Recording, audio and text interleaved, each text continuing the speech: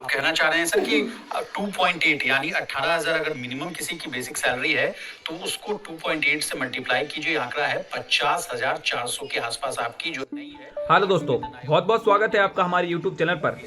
जैसा कि आप सबको पता है कि 8वां वेतन आयोग को मंजूरी मिल चुकी है जो 1 जनवरी 2026 से लागू हो जाएगा।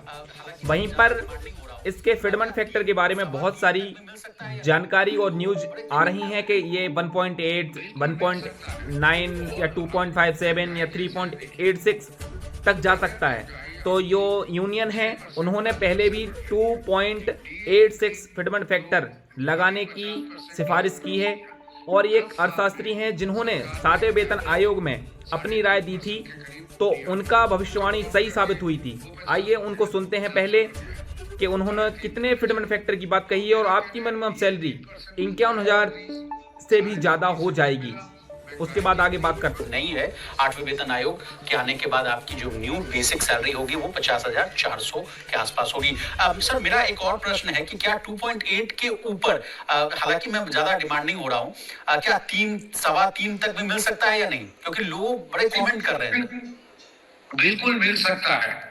और महंगाई जैसे देखिए, अगर महंगाई आपकी 6% 5% बढ़ रही है, डीए इंक्रीज जो अभी 50% डीआर क्रॉस किया, 10 साल में सरकार ने एवरेज 3.5% के करीब डीआर दिया, कंपाउंड करके वो 50 हो गया, 50 से बढ़ गया 3.5 पौने 4।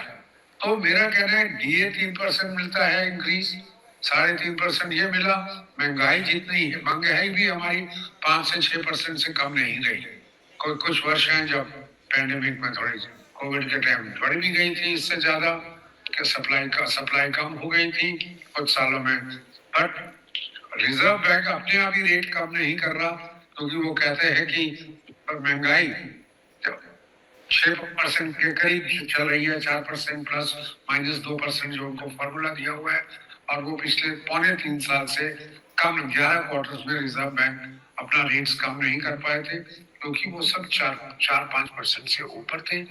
इस कारण मैं रूल आउट नहीं करता, अगर महंगाई उसी वैसी रेट में चल रही है तो कि 280 ही नहीं, ये फिटमेंट फैक्टर हमारा 3-3.25 भी हो सकता है।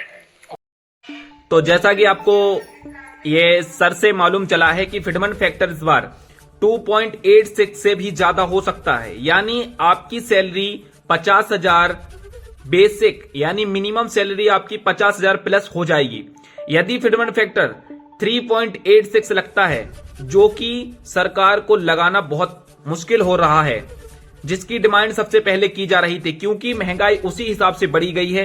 परंतु जो अपना डीए अभी भी 50% कम रह गया है। और आप देख लीजिएगा, यदि साल के आखिरी तक आपका डीए है जो वो 60% ही हो पाएगा, तो क्या फिटमेंट फैक्टर 3.86 हो पाएगा? और आपको क्या लगता है कि सरकार कितना सैलरी बेसिक कर पाएगी? कमेंट करें।